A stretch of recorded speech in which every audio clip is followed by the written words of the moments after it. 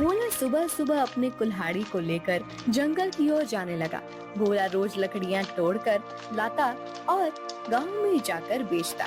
जो भी थोड़े पैसे मिलते उससे जैसे तैसे अपना पेट भरता।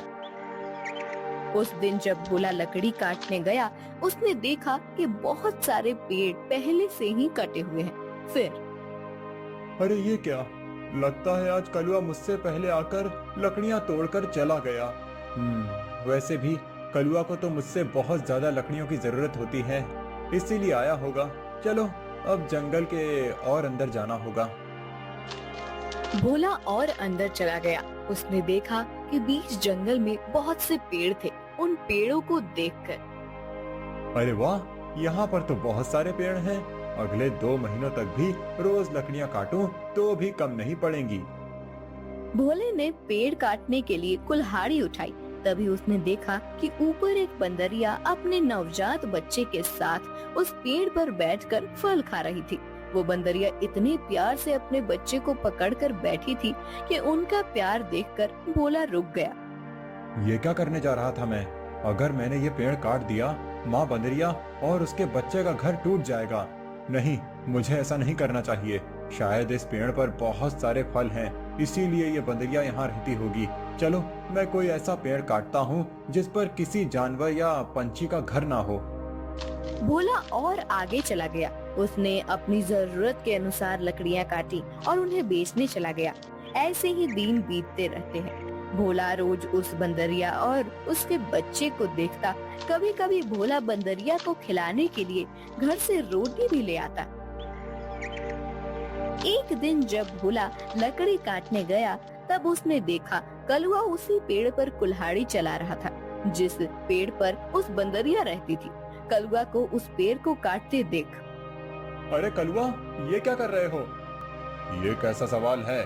भगवान ने आंखों की जगह बटन लगाकर भेजा है क्या? दिखाई नहीं देता? लकड़ी काट रहा हूँ। वो तो मैं देख रहा हूँ कलुआ, लेकिन इस पेड़ की लकड़ी क्यों काट रहे हो? किसी और पेड़ की लकड़ी काटो। पेड़ पर देखो, एक बंदरिया का घर है, उसके साथ उसके नवजात शिशु भी हैं कलुआ। तो क्या हुआ? वो बंदरिया किसी और पेड़ पर चली जाएगी।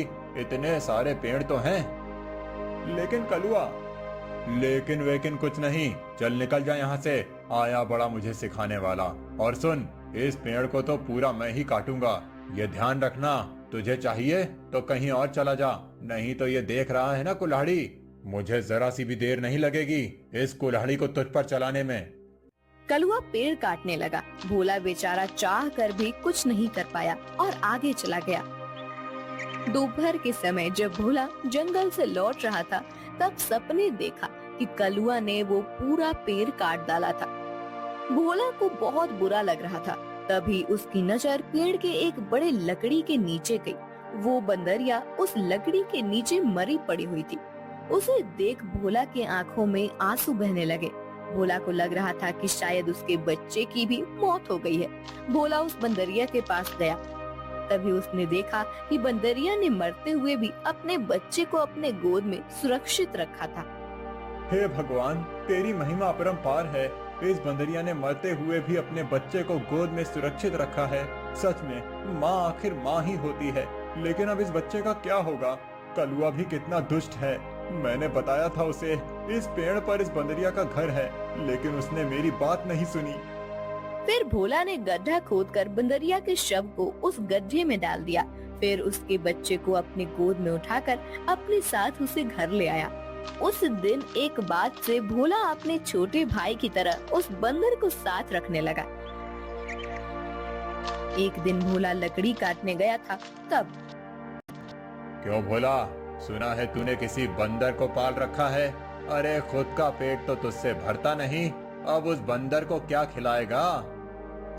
वो वही बंदर है कलुआ, जिसकी माँ के तुम हत्यारे हो। मैंने तुम्हें कहा था कि उस पेड़ पर उस बंदरिया का घर है, फिर भी तुमने वो पेड़ काट दिया।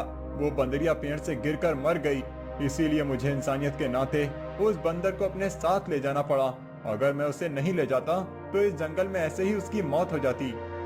हाँ तो तू बड़ा दयावान है ना, सारी दुनिया की इंसानियत और अच्छाई एक तुझ में ही भरी हुई है ना। कलुआ, मेरी तुमसे विनती है कि आगे से तुम कोई भी पेड़ काटते समय थोड़ा ध्यान दो कि किसी जानवर पंछी का घर न टूटे। ए भोला, मैंने पहले भी एक बार तुझसे कहा था कि तू मुझे मत सिखा। जब तूने कुल्हाड़ी हाथ में लेना सीखा था ना, उसके कई साल पहले से मैं लकड़ी काट रहा हूँ। तू कौन होता है मुझे सिखाने वाला? रुक, तुझे अभी मजा चखाता हूँ। ऐसा कहकर कलुआ ने भोला को पीटना शुरू कर दिया। उसे पीटने के बाद भोला को उसने चेतावनी भी दी कि आगे से अगर वो इस गांव में लकड़ी काटने के लिए आएगा तो उसे अपनी जान से हाथ धोना पड़ेगा। बेचारा भोला घर आ गया और बंदर से बात करने लगा। चलो दोस्त, अब इस गांव से हमारा दाना पानी उठ गया है। उस कलुआ ने मुझे पीटकर साफ साफ चेतावनी दे दी है। अब अगर जान बचानी है तो इस गांव को छोड़कर जाना ही बेहतर होगा। चलो, हम कहीं और जाकर हमारी अपनी दुनिया बसाएंगे। भोला बंदर को अपने कंधे पर बिठाकर गांव से कहीं दूर जाने के लिए निकल गया। दिन बीत रहे थे और भोला दर बदर भटकते हुए काम की तलाश कर रहा था। ना तो उसे काम मिल रहा था और ना उसके रहने का कोई ठिकाना था। जैसे तैसे अपने लिए और बंदर के लिए वो एक वक्त का खाना जुटा पा रहा था। एक दिन ऐसे ही वो थक कर एक पेड़ के नीचे बैठा हुआ था। बंदर उसकी गोद में सोया हुआ था। तभी वहाँ एक योगी बाबा आए। प्रणाम योगी बाबा। कल्याण हो पुत्र। एक बात बताओ, तुम इस बंदर को ऐसे गोद में लेकर क्यों बैठे हो? बाबा, इसने अपनी माँ को खो दिया है। इसका इस दुनिया में कोई नहीं है, इसीलिए मैं इसे अपने साथ अपने घर ले आया था। लेकिन हमारे गांव के एक गुंडे की वजह से मुझे गांव छोड़ना पड़ा। अब मैं काम और सर पर छत ढूंढते हुए दर दर भटक रहा हूँ। पुत्र, तुम्हारा हृदय सच में कोमल है। तुमसे किसी का भी दुख नहीं देखा जाता। तुमने इस अनाथ बंदर की जिम्मेदारी लेकर इसे एक परिवार दिया है। तुम अगर चाहो तो मेरे साथ मेरे आश्रम में रह सकते हो। मेरे आश्रम में मेरे कुछ शिष्य रहते हैं और कई बार कितने साधु भी आते हैं। उनके भोजन और रहने की व्यवस्था की जिम्मेदारी अगर तुम उठाओ तो मुझे बहुत आनंद होगा। ये तो मेरी खुशनसीबी है बाबा। मुझे आपके साथ रहने में सचमुच खुशी होगी। लेकिन बाबा, मेरा ये बंदर भी मेरे साथ आएगा। मैं इसे कहीं नहीं छोड़ सकता। हाँ पुत्र, तुम इसके साथ आ सकते हो। भोला बाबा के साथ उनके आश्रम चला गया। भोला अब योगी बाबा के आश्रम में सफाई, भोजन व्यवस्था, हवन की सामग्री ले आना, बाबा जी के शिष्यों की सहायता करना, ऐसे सारे काम करने लगा। भोला का बंदर हमेशा उसके साथ रहता था। योगी बाबा भोला का काम और उसकी काम के प्रति निष्ठा देखकर खुश थे। बाबा हमेशा अपने बाकी शिष्य और साधुओं से भोला की तारीफ करते थे। बाबा जी का एक शिष्य था मानिक, जो भोला की तारीफ से बहुत चलता था। उसे लगता था कि भोला तो एक साधारण लड़का है, फिर भी बाबा जी उसकी बड़ी तारीफ करते हैं। जबकि मैं इतनी पढ़ाई करता हूँ, वेद पाठ करता हूँ, फिर भी बाबा जी को मेरी कोई अहमियत नहीं है। एक दिन माणिक भैया, ये लीजिए, आपके लिए ये ताजे फल लेकर आया हूँ। भोला, आजकल तुम ज्यादा आलसी हो चुके हो। तुम्हें ज्यादा खाना ना पकाना पड़े, इसीलिए तुम ये फल लेकर आते हो। ऐसी बात नहीं है भैया, वो बाबूजी ने आज सबको फलहार करने को कहा है, इसीलिए मैं फल लेकर आया था। भोला बात कर ही रहा था कि तभी उसका दोस्त बंदर आया और उसने मानिक के फल खा लिए। अरे अरे, ये क्या? अरे संभालो तुम्हारे इस बंदर को। पूरे आश्रम को सर पर उठाकर रखा है। ये बंदर मेरे फल खा गया। भोला, अभी के अभी इस बंदर को भगाओ इस आश्रम से, नहीं तो मैं योगी बाबा से इसकी शिकायत करूंगा।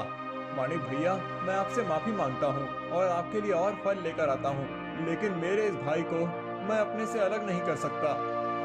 मानिक को भोला पर बहुत गुस्सा आया। उसने योगी बाबा से भोला की शिकायत की, लेकिन बाबा जी ने भोला का पक्ष लेकर मानिक को ही सुना दिया और ध्यान मग्न हो गए। आज तो हद हो गई। इसकी वजह से गुरुजी ने मुझे डांटा। इसका कुछ करना ही पड़ेगा, लेकिन इस तरह कि मेरा नाम कहीं न जाए और इसकी छुट्टी हो जाए। कुछ दिन के बाद योगी बाबा को उस गांव के राजा ने अपने राजमहल में आने का आमंत्रण दिया। योगी बाबा अपने शिष्यों के साथ भोला को लेकर राजमहल चले गए। राजा ने उनकी बड़ी आओ भगत की। 2 दिन राजमहल में रहने के बाद सब आश्रम लौट गए।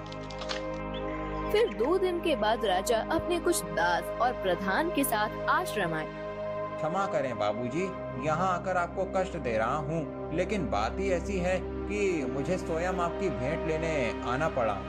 कोई बात नहीं, आपके आने का कारण बताइए। समझ नहीं आ रहा कैसे कहूँ बाबूजी, 2 दिनों से हमारी महारानी का नवलखा हार कहीं गुम हो गया है। समझ नहीं आ रहा कि कहाँ गायब हो गया। साफ साफ बताइए कि आप क्या कहना चाहते हैं। क्या हमारे जाने के बाद से वो हार गुम हुआ है? सच कहूँ तो हाँ। मतलब हम में से किसी ने वो हार चुराया है, ऐसा कहना है आपका? नहीं बाबूजी, मैं आप पर शक करने का पाप नहीं कर सकता, लेकिन महारानी की वजह से मुझे यहाँ पर आना पड़ा। महाराज, आपके यहाँ आने की वजह से मुझे कोई आपत्ति नहीं हुई, लेकिन मैं अपने सारे शिष्यों को अच्छे से जानता हूँ। मेरे शिष्यों में से कोई भी चोरी जैसा पाप नहीं कर सकता। फिर भी अगर आपको तसल्ली ना हो तो आप सबकी तलाश ले सकते हैं। राजा के साथ आए हुए दासों ने सबकी तलाशी ली। तब उन्हें भोला की झोली में वो 9 लखा हार छुपाया हुआ मिला। वो भोला को पकड़कर ले गए। छोड़ो मुझे, मैंने कुछ नहीं किया है। बाबूजी, मैं सच कह रहा हूँ, मैंने चोरी नहीं की। भोला, तुमने चोरी की है? मैं सोच भी नहीं सकता था कि तुम इतनी गिरी हुई हरकत कर सकते हो। नहीं नहीं मालिक भैया, मैं सच कह रहा हूँ, मैंने कुछ नहीं किया। मैंने उस हार को देखा भी नहीं था। बाबूजी, ये लड़का रंगे हाथों पकड़ा गया है। अब मैं कुछ नहीं कर सकता। मुझे इसे सजा दिलाने के लिए महल लेकर जाना होगा। बाबूजी, मुझे बचा लीजिए, मैंने सच में कुछ नहीं किया। आप मुझे जानते हैं, मैं चोरी के बारे में सोच भी नहीं सकता।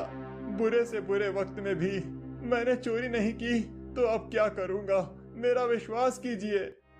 राजा के दास भोला को ले जाने लगे। तभी उनके पीछे से आवाज आई, रुकिए, मेरे भाई ने चोरी नहीं की है।